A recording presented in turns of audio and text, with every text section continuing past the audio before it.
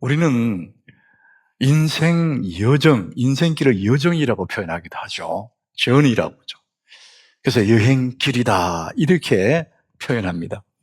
여러분들이 한 번뿐인 인생을 길을 걸어갈 때마다 여러분이 원하는 대로 길이 쭉쭉 열리는 경우가 없습니다. 내가 원하는 그 길로 가려다가 보면 길이 막히고 바라는 그 문이 닫혀버릴 때가 굉장히 많거든요. 그럴 때마다 사람들은 그 닫힌 문 앞에서 실망하고 좌절하고 나는 안 되는가 봐 이러지만은 여러분 문이 하나 닫히면은 또 다른 하나의 문이 열리게 되어 있어요. 죽으라는 법이 없다 이런 말 하잖아요. 문이 하나 닫히면 또 다른 한 문이 열린다. 이것이 우리 인생 길이죠. 그래서 여러분들이 예기치 않게 앞길이 막히고 문이 닫혀버리고 그럴 때마다 새로운 문이 열릴 것을 기대하고 새로운 문을 열어주시는 주님을 바라보는 그런 성숙한 그리스도인들이 되기를 축복합니다. 대부분의 사람들이 행복을 위하여 살고 싶다 그래요. 행복하게 살고 싶다. 우리 부르는 유행가 중에 그런 거 있잖아요. 하루를 살아도 행복할 수 있다면. 나는 하루 행복은 싫어요. 계속 행복해야지. 무슨 하루 행복이야. 근데 사랑의 언어 중에 그런 게 있잖아요. 하루를 살아도 나는 행복하고 싶다. 그 인간의 이제 마음이죠. 자, 여러분, 우리는 행복하기 위해서 이 땅에 살아가 있는 거 분명해요. 자, 그렇다면 여러분들 행복을 위해서 무엇을 행복할까? 응? 행복을 위해서 여러분 무엇을 쫓아왔습니까? 여러분 행복을 위해서 무엇을 하고 있으십니까? 여러분들은 가장 먼저 생각나는 것은 돈이라고 할 거예요. 돈이 있으면 행복하다. 내 삶에 행복하지 않는 것은 돈이 적어서다. 이렇게 생각할 거예요. 여러분 정말 돈이 있으면 행복할까? 돈을 쓰는 사람이 악한 사람인지 선한 사람, 그에 따라서 돈이 달라져요. 돈은 중성이에요. 그래서 대부분의 사람들이 돈이 주어지면 악한 쪽으로 빠지는 거죠. 디모데전서 6장 10절에 이 돈을 그렇게 얘기해요. 돈을 사랑함이 일만 악의 뿌리가 된대요. 돈 자체는 나쁜 게 아닌데 돈을 사랑하는 그 사람, 돈을 사랑하면 일만 악의 뿌리랍니다. 여러분 모든 범죄에는 돈이 이루어져 있습니다. 돈 때문에 죄를 짓고 범죄하는 거예요. 이게 정말 무서운 얘기 아닙니까, 여러분? 뿐만 아니라 그 뒤쪽에 보니까 미혹을 받아서 믿음에서 떠나서 많은 근심으로 자기를 찔렀도다. 믿음 좋은 사람도 돈을 사랑하면 악의 뿌리가 될 뿐만 아니라 믿음에서 떠난다는 거예요. 하나님을 버릴 수 있어요. 이게 그렇게 된다는 거예요. 그래서 여러분 돈이 있으면 행복할 거야. 그거는 막연한 허상이에요. 내 자신이 중요해요. 돈이 있어야 행복한 게 아니에요. 그 다음에 이 돈으로 쾌락을 가지면, 이 쾌락은 돈으로 하잖아요. 돈으로 쾌락을 가지면 행복할 거야. 그렇게 생각하는 거예요. 여러분 인간이 쾌락을 좋아하지 않습니까? 세상에는 재밌는 일이 많거든요. 그게 다른 말로 하면 쾌락이거든요. 오늘 본문 8절에 이 얘기를 하고 있습니다. 모든 만물이 피곤하다는 것을 사람이 말로 다 할 수 없나니. 그러니까 우리가 사는 이 세상 자체가 피곤하다는 거예요. 눈은 보아도 족함이 없대. 귀는 들어도 차지 않는데. 이 사람의 그 심정을 얘기합니다. 어떤 것도 처음 볼 때는 와 이러는데 조금만 지나면은 아이고 실증난다는 거예요. 그래서 또 다른 거 여행을 갔는데 어떤 바닷가에 여행 가고 너무 좋아 와 했는데 하루 이틀 지나면은 에게 더 좋은 데 없을까 이렇게 되는 거예요. 더 좋은 음식을 먹을 때 너무 맛있어서 그냥 몇 번 반복해서 먹으면 맛이 없어. 더 맛있는 것 없을까? 눈은 보아도 족함이 없고 귀는 들어도 차지 않는데요. 이게 인간의 본성이래. 그래서 오늘 읽은 그 본문의 9절에 보면은 해 아래 새 것이 없대. 새 것이 없는데 자꾸 우리 새 것을 추구하는 거예요. 그 다음 10절에도 마찬가지입니다. 이것이 새 것이라 할 것이 있으랴. 다 이전에 있었던 거다. 그 얘기는 뭐냐? 우리는 자꾸만 새로운 걸 추구하고 실증을 느끼고 또 다른 거 하지만은 새 것이 없다는 거예요. 그러니까 만족이 없어. 자꾸만 지금 것은 실증을 느끼는 거예요. 족함이 없어. 또 다른 거. 그러니까 새로운 것이 늘 좋다고 생각합니다. 죄된 인간의 본성을 그대로 드러내는 얘기. 수가성우 물가의 여자가 그런 여자예요. 이 남자를 만나서 살았는데 실정이 느껴서 두 번째 남자 만났고 또 실정을 느껴 세 번째 남자, 다섯 번째 남자 만나서 살고 있는데도 마음이 안 드는 거예요. 만족이 안 되는 거예요. 솔로몬도 그러했습니다. 솔로몬.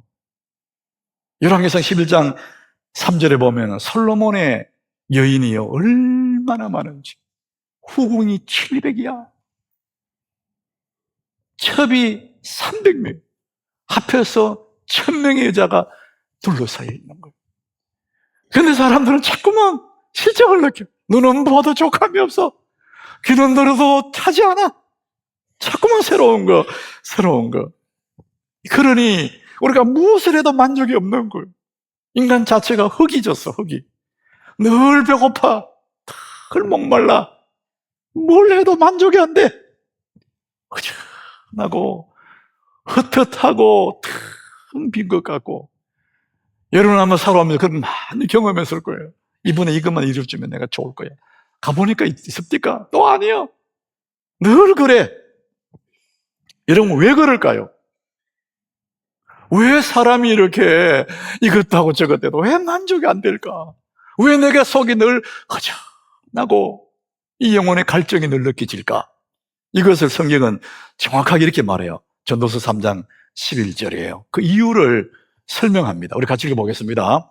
하나님이 모든 것을 지으시되 때를 따라 아름답게 하셨고 또 사람들에게는 영원을 사모하는 마음을 주셨느니라. 거기까지 이렇게 했습니다. 영원을 사모하는 마음을 주셨느니라. 사람에게 영원을 사모한다. 여러분 영원이라는 이 단어는 이 세상에 있지만은 영원이라는 존재는 없어요.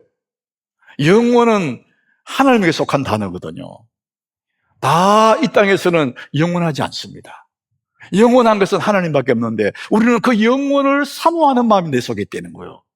그 하나님을 사모하는, 인간은 하나님의 형상으로 지원받았기 때문에 자기도 모르게 영원을 사모하게 돼 있다. 그 사모하는 그 마음에 영원하지 않는 것을 아무리 담아도 채워지지가 않는 거예요. 그러니까 아무리 애를 써도 내 마음은 영원을 사모하기 때문에 영원하지 않는 것들을 아무리 담아도 채워지지 않는가. 내 영혼의 갈증, 하나님이 오시기 전까지, 내 이 갈증에 주님이 오시기 전까지는 모든 것들이 다 만족이 안 되는 거예요. 그래서 여러분 하나님이 아닌 그 모든 것들은 다 모조품입니다. 하나님을 갈망해야 되는데 그 갈증을 다른 데서 푸는 거예요. 그게 모조품 행복이에요. 여러분 돈이 행복의 모조품이에요. 쾌락이 재밌는 것 같은데 그 또한 모조품이에요. 그걸로는 만족이 안 되게 돼 있어요. 왜? 영혼을 사모하는 마음을 내가 가지고 있기 때문에 그렇습니다. 여러분들 모조품 행복을 붙잡으려 하지 말고 진정한 기쁨, 진정한 만족, 예수 그리스도, 여러분 그분을 붙잡으시기를 바랍니다. 오늘 성경은 그것을 확실하게 얘기합니다. 여러분 요한복음 4장 13절에 예수께서 대답하시되 누가 이렇게 말합니까? 수가성 여자에게 말하잖아요. 네가 남편 5명이 있는데 지금 그 남편도 네 남편이 아니야. 이 여인의 목말라서 늘 속이 허전해서 새로운 사람, 새로운 거 찾았는데 늘 목이 말라. 그래서 이 물을 마시는 자마다 다시 목말라. 너 안 채워지는 거야. 그런데 그 다음 절 우리 같이 읽습니다. 내가 주는 물을 마시는 자는 영원히 목마르지 아니하리니 내가 주는 물은 그 속에서 영생하도록 솟아나는 샘물이 되리라. 이 세상에 어떤 건 안 채워지는 거야. 늘 갈증을 느낄 거야. 그러나 내가 주는 물이 있어. 네가 그 물을 마시면은 네 속에서 영생하도록 솟아난대. 세상에 것은 다 바깥에서 오는 건데 내가 주는 물은 네 속에, 그 속에서 솟아나는 샘물이다. 기쁨의 샘, 만족의 샘, 마르지 않는 샘이 계속 내 속에서 올라온다. 그 말씀을 하는 거예요. 예수 안에 참 기쁨이 있고 참 만족이 있습니다. 그 밖에 모든 것들은 모조품입니다. 우리는 이 오리지널 예수 안에 있는 이 행복을 모르기 때문에 자꾸 밖에 있는 걸 찾았습니다. 모조품. 그러나 그것들로는 만족이 안 되게 되어 있습니다. 하나님의 임재 연습이라는 그 책에 로렌스라는 사람의 삶의 이야기가 적혀 있어요. 이 로렌스는 자기의 삶의 목표가 수도사가 되는 거였어요. 수도원에 가서 수도사가 되는 것이 자기의 꿈인데 수도사로 받아주지를 않는 거예요. 배움이 없어. 학력이 모자라. 그리고 전쟁에 가서 부상을 입어서 다리를 절어요. 그러니까 학력도 없고 부상당한 불구자 이 사람을 받아주는 수도원이 없었어요. 그렇게 세월이 흘러서 48이 됐을 때에 한 수도원에 들어가게 됐어요. 너무나 즐거웠어요. 그런데 수도원에 들어갔는데 수도사가 되는 과정을 밟아주는 것이 아니고 부엌에서 그들의 일을 하도록 시킨 거예요. 수도사가 되는 꿈인데 부엌에서 부엌대기가 되고 밥을 하는 사람이 되었어요. 그런데 이 로렌스는 그 부엌에서 하나님의 임재를 연습해요.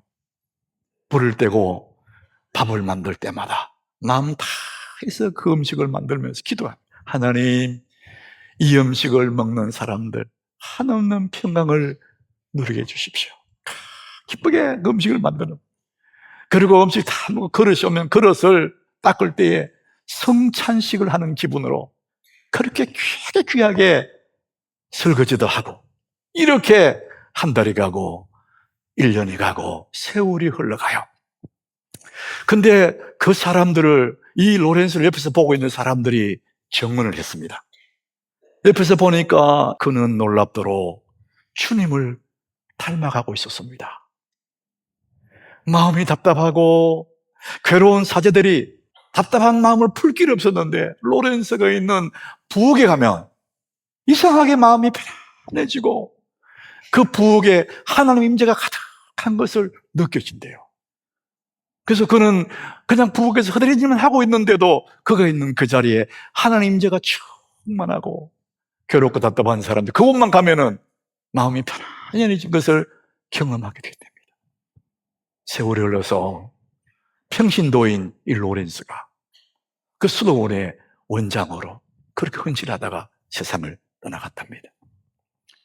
여러분, 예수로 충만한 사람, 내 속에 솟아나는 샘물을 가진 사람들은 이 세상 어디에 가서 무슨 일을 하든지 있는 그 자리에 하나님의 임재가 있는 줄로 믿습니다. 예수로 충만한 그 사람은 어떤 상황을 만나도 그 마음에 한없는 기쁨이 있습니다. 세상의 것으로 채울 수 없는 예수의 샘솟는 샘물을 가진 이 사람이 만족 없는 세상에서 한없는 행복을, 만족을, 기쁨을 누릴 수가 있는 것이죠. 사랑하는 여러분, 만족 없는 세상에서 행복 누리기 어디서? 예수 안에서. 예수 안에 진짜 행복이 있는 줄 믿으시길 바랍니다. 예수 안에만 영원한 생수가 거기에 있는 거예요. 자, 그러면은 예수님 안에 있는 그 생수를 내가 어떻게 더 뜨겁게 누릴 수가 있을까? 어떻게 예수 안에 있는 그 기쁨을 내가 만족하며 누릴 수 있을까? 예수님이 친히 가르쳐 주신 말씀이 있습니다. 마태복음 11장 29절이에요. 예수님이 우리에게 말씀하십니다. 나는 마음이 온유하고 겸손하니 나의 멍에를 메고 내게 배우라. 그리하면 너희 마음이 쉼을 얻으리라. 이게 두 가지를 얘기합니다. 나는 마음이 온유하고 겸손하다.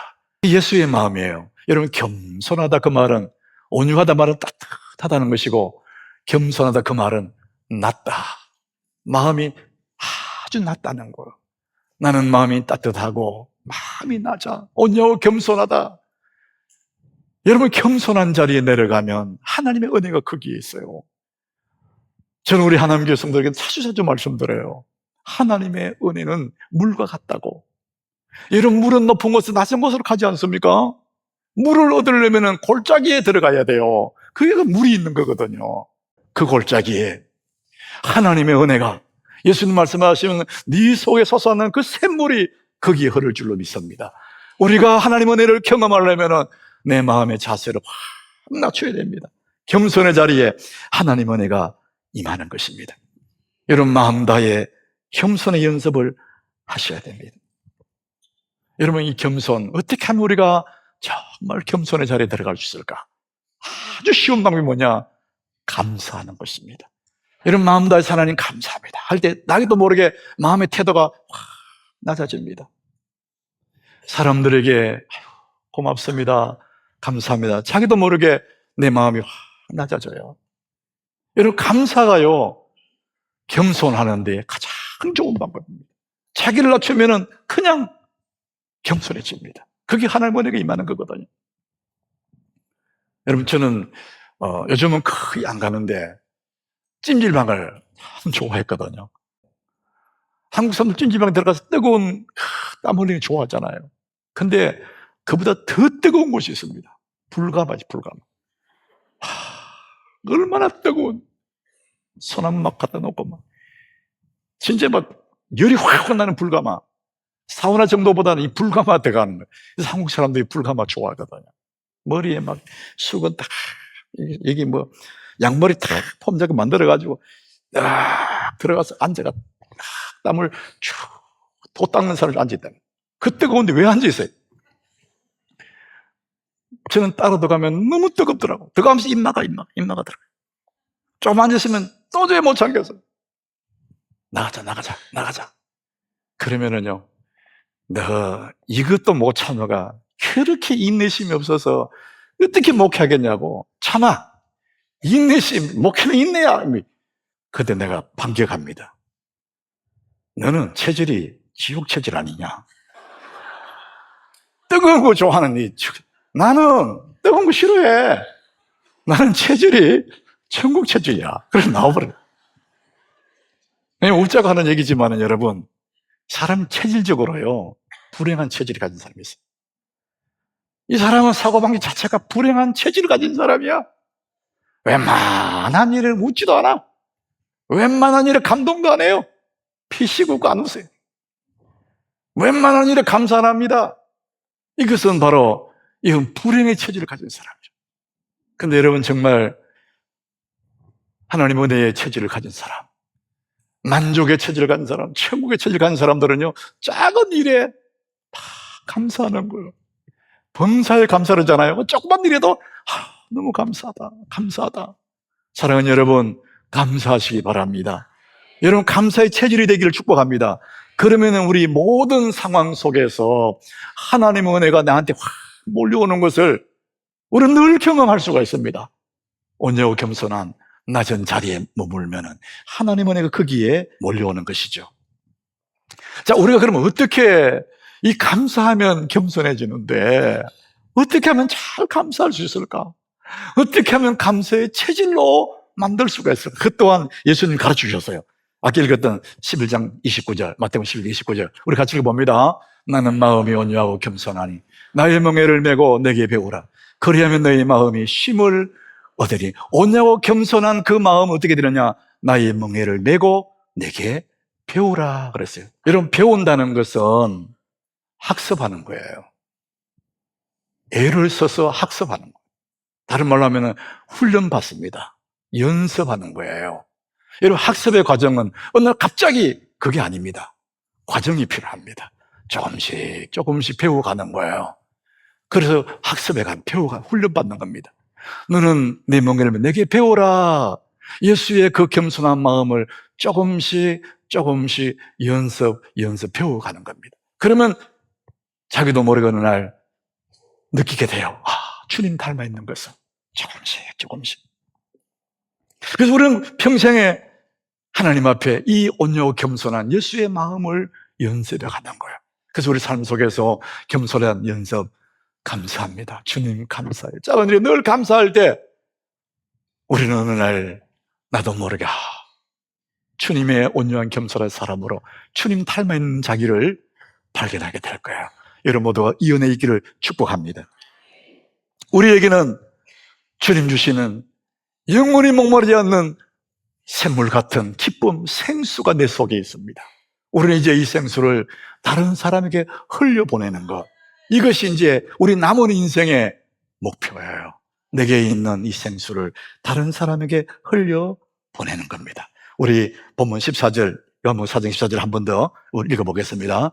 내가 주는 물을 마시는 자는 영원히 목마르지 아니하리니 내가 주는 물은 그 속에서 영생하도록 솟아나는 샘물이 되리라.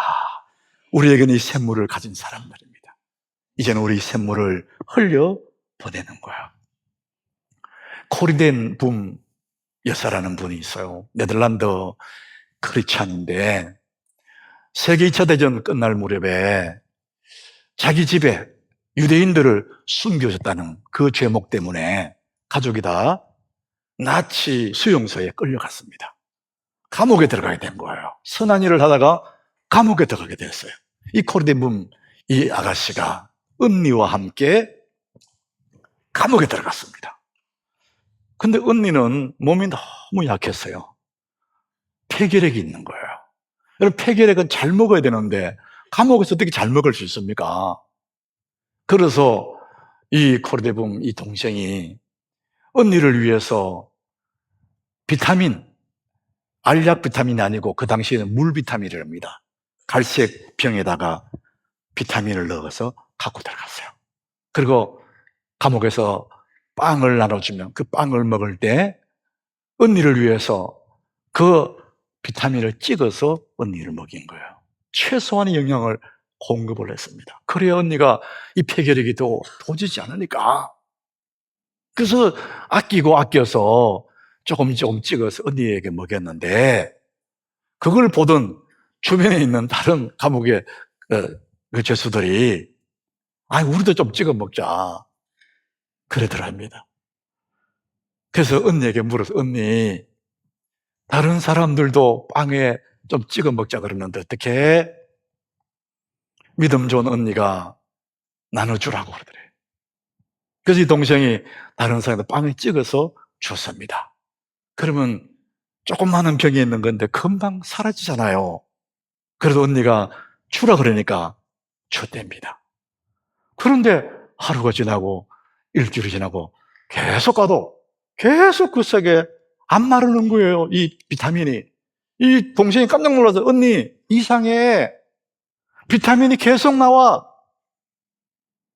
언니가 하는 얘기가 엘리사의 기적 모르니? 하나님 우리에게 엘리사의 기적을 주신 거야. 계속 줬는데도 이상해 언니 마르지가 않아 그래요. 사랑하는 여러분, 우리 속에는 마르지 않는 샘 예수 그리스도의 생명이 있는 줄 믿으시길 바랍니다. 주고 또 주고 또 줘도 마르지 않는 샘이에요.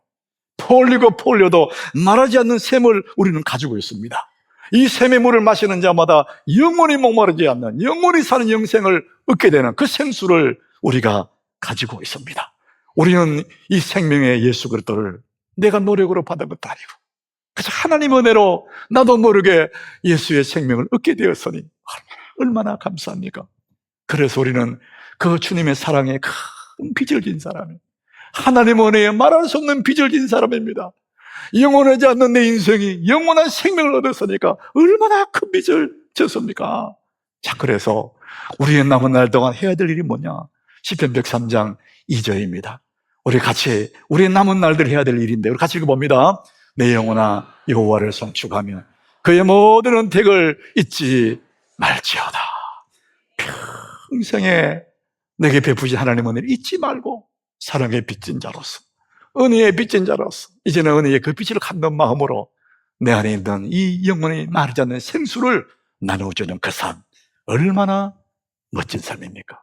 만족 없는 세상에서 행복을 누리는 그 길은 이 생수를 누리면서 이 생수를 나누어주는 것 한 영혼이 돌아올 때 그때 그 기쁨 말할 수 없는 하나님 은혜 이런 그 복을 누리시기를 예수 이름으로 축복합니다.